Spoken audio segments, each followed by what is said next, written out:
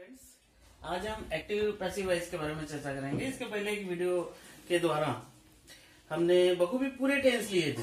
Active passive actually based on tense है, लेकिन हम प्रकार से जाएंगे। है ना, पहले सिंपल लेंगे तो simple, present, past, future, continuous, फिर कंटिन्यूस, प्रेजेंट, पास्ट, फ्यूचर और फिर perfect, perfect, present, past, future. तो 3 वीडियो हम लोग बना रहे हैं।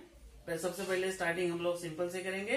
सिंपल में प्रेजेंट, पास्ट, फ्यूचर लेते हैं, उन 3 सेंटेंस को हम लोग निगेटिव करते हैं और इन 3 सेंटेंस को हम लोग क्वेश्चन सेंटेंस करेंगे। उसके बाद उसका पैसेज चेंज करेंगे। पहले हम लोग फॉर्मूले समझ लेते हैं। हमने किया कि सिंपल लिया, यानी प्रकार लिया, present simple, past simple, future simple. Subject, present simple का फॉर्मूला है subject plus verb plus object. हम यहाँ बात कर रहे हैं एक्टिव वॉइस की। ठीक है, इसके पहले की वीडियो में आप लोगों को पता ही चला है कि किससे शुरुआत होती है, सब्जेक्ट से शुरुआत, सब्जेक्ट क्या, वर्ब क्या और ऑब्जेक्ट क्या। ये पहले इसका इंफॉर्मेशन आ चुका है पहले की क्लिपिंग में। तो subject plus verb plus object माने आई राइट अ लेटर लिया आपने, तो यहाँ हो जाएगा उसका राइट का रोट, बाकी जैसे का वैसा ही है ना। और यहाँ शैल विल है, ने ये हेल्पिंग वर्ब्स ऐड की हमने, तो आई के सामने शैल और वी के सामने शैल, बाकी सभी के सामने विल। ठीक है, अब एक सेंटेंस लिया, I write a letter, I wrote a letter होगा I shall write a letter. यानी मैं खत लिखता हूँ, मैं खत लिखता था और मैं खत लिखूंगा, इस प्रकार से होगा ये। अब चलिए आगे बढ़ते हैं हम लोग, पैसिव वॉइस की तरफ आते हैं। तो आप देख रहे हैं ना, helping verbs am, is, are, इन्हीं को हमने बदला, वॉज, वेयर पास्ट में और शैल विल बी फ्यूचर में। बाकी सब अपनी अपनी जगह। ऑब्जेक्ट से शुरुआत होता है, आपको पता ही है पैसिव वॉइस में सेंटेंस की शुरुआत ऑब्जेक्ट से होती है। फिर हेल्पिंग वर्ब्स आते हैं, उनके ये एक वचन में है तो इज, ये ऑब्जेक्ट बहुवचन में, मैंगोज है तो आर, लेटर्स है तो आर, लेटर है तो इज, और ऑब्वियसली आप लोगों को पता है कि आई के सामने एम आता है। ठीक है, फिर देखिए यहाँ पे चेंजेस क्या किए हमने, verb third plus by plus subject, verb third plus by plus subject, verb third plus by plus subject. ये कॉमन रहेगा, सभी में कॉमन रहेगा पैसिव वॉइस में। यहां से कंटिन्यूअस में जंप अप करेंगे तो इनके पहले बीइंग आएगा, इनके पहले बीइंग आएगा, इनके पहले बीइंग आएगा, कहीं चेंजेस होने वाले नहीं है। Verb third plus by plus subject, ये सब कॉमन रहेगा तीनों में, चाहे वो परफेक्ट हो, प्रेजेंट परफेक्ट हो, पास्ट परफेक्ट हो, फ्यूचर परफेक्ट हो, प्रेजेंट कंटिन्यूस हो, पास्ट कंटिन्यूस हो, फ्यूचर कंटिन्यूस हो। ओके, यहाँ तो है ही इस प्रकार से। तो कंटिन्यूस में बीइंग लगेगा और ये हेल्पिंग वर्ब्स रहेंगे। परफेक्ट में यहाँ हैव हैज, यहाँ हैड और यहाँ शैल विल हैव आएगा, बस बीन रहेगा परफेक्ट में। तो बीन कहाँ, कंटिन्यूस में, इनके पहले यहाँ पे, और बीन कहाँ, परफेक्ट में। तो परफेक्ट में इधर क्या आएगा, हैव हैज, इधर हैड और यहाँ पे शैल विल हैव। परफेक्ट की अलग से क्लिपिंग होगी, कंटिन्यूस की अलग से क्लिपिंग होगी। चलिए नेक्स्ट क्लिपिंग में हम लोग सेंटेंस देखते हैं, उसको डिस्क्राइब प्रेजेंट टेंस लेते हैं। प्रेजेंट क्या हो गया, सिंपल हुआ। ठीक है, प्रेजेंट सिंपल, इसका एक्टिव वॉइस का फॉर्मूला है subject plus verb plus object. अब इसमें 3 सेंटेंस लेंगे हम लोग, ठीक है ना। सबसे पहला सेंटेंस हम लोग लेते हैं, वो आई से स्टार्ट करते हैं। आई का एक लेते हैं, ही का एक लेते हैं और दे का एक लेते हैं। ठीक है, I speak English. He eats a mango लेते हैं।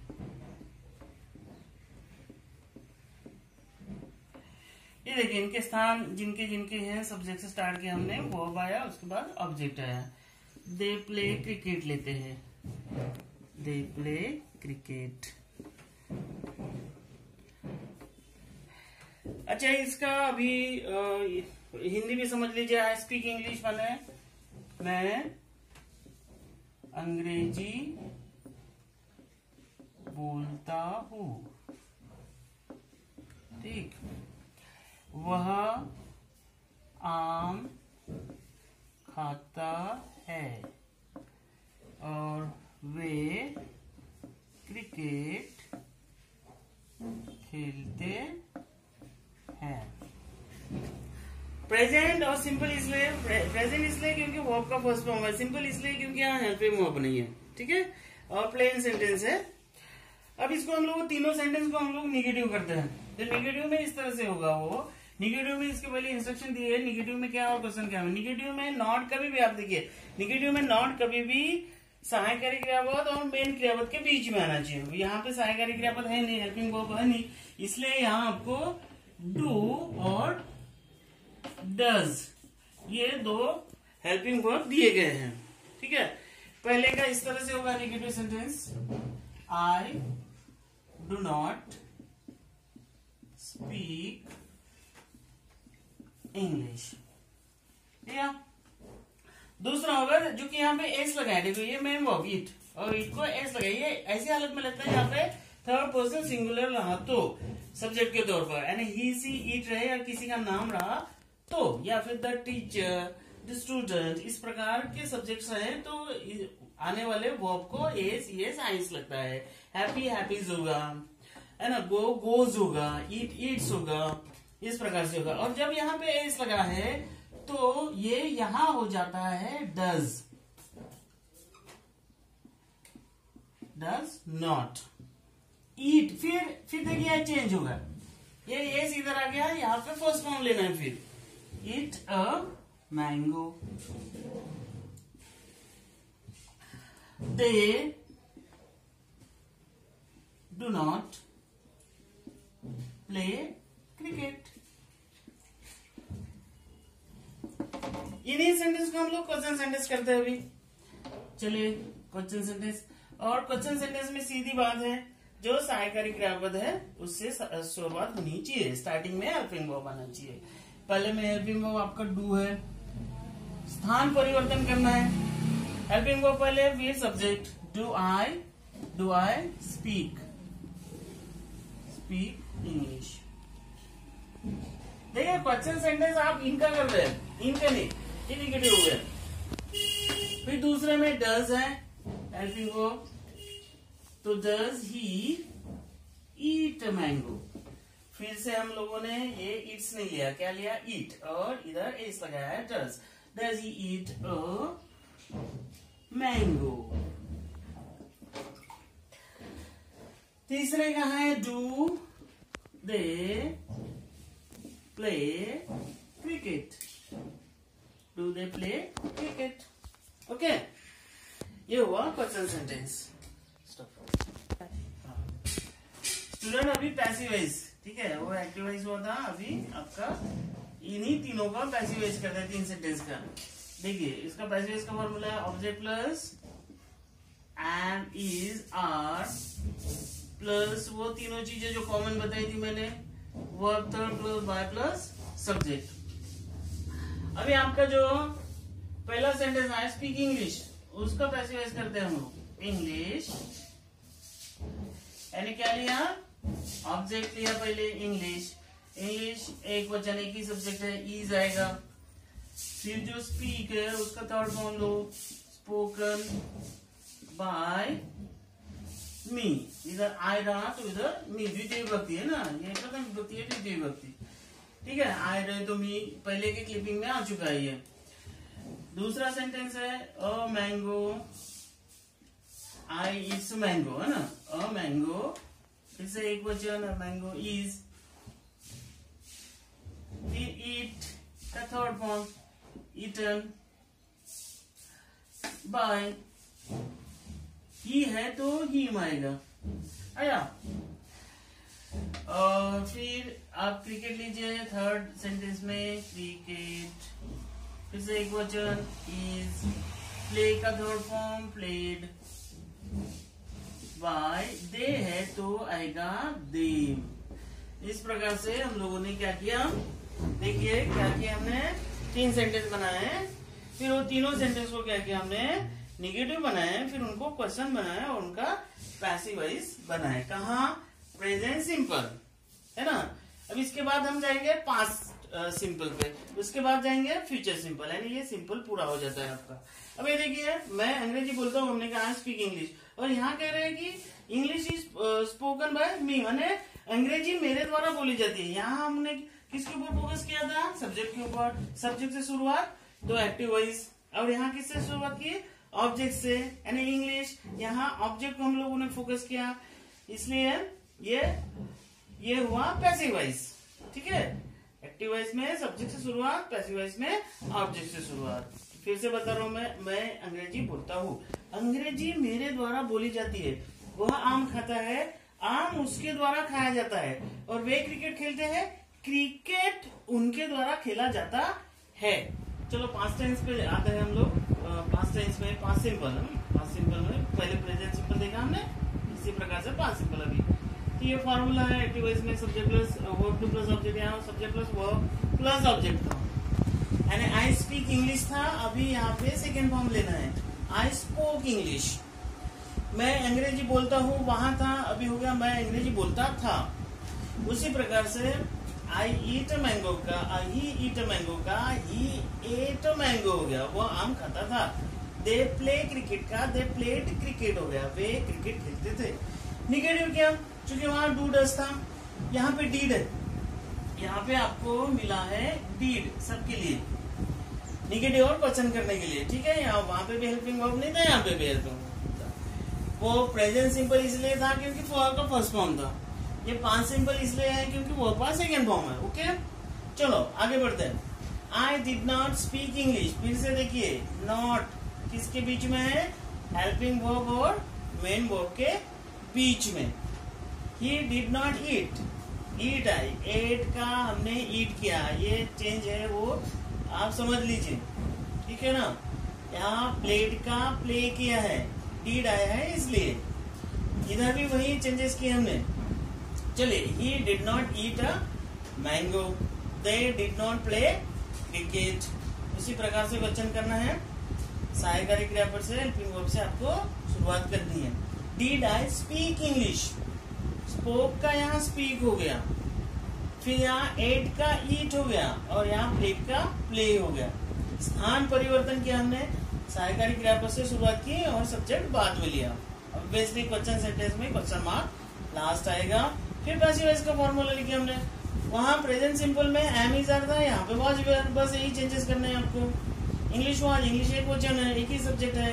इंग्लिश एंड मैथ रहा तो वेयर लिए रहते हम लोग। English was spoken by me, English was spoken by me. A mango was eaten by him and cricket was played by them, they played cricket. कहा है हमने क्रिकेट was played, वो आपका थर्ड फॉर्म, by them, दे रहा तो them, आपको ये बताइए। तो इस प्रकार से हम लोग चेंजेस कर, यही सेंटेंस हम फ्यूचर सिंपल में देखेंगे। ठीक है, जिस प्रकार से हम लोग मैं अंग्रेजी बोलता हूँ, कहा था हम लोगों ने वहां पे प्रेजेंट सिंपल में। अब यहाँ पे है मैं अंग्रेजी बोलता था। अब इसका पैसिव वॉइस क्या किया हमने? इंग्लिश वॉज स्पोकन बाय मी, मैंने अंग्रेजी मेरे द्वारा बोली जाती थी, बोली जाती थी। मैं अंग्रेजी बोलता था, अंग्रेजी मेरे द्वारा बोली जाती थी। वह आम खाता था, आम मेरे द्वारा खाया जाता था। वे क्रिकेट खेलते थे, क्रिकेट उनके द्वारा खेला जाता था। खेला जाता था, खेल रहे थे नहीं है ना, अंग्रेजी बोल रहा हूँ नहीं है, बोलता था सिंपल है।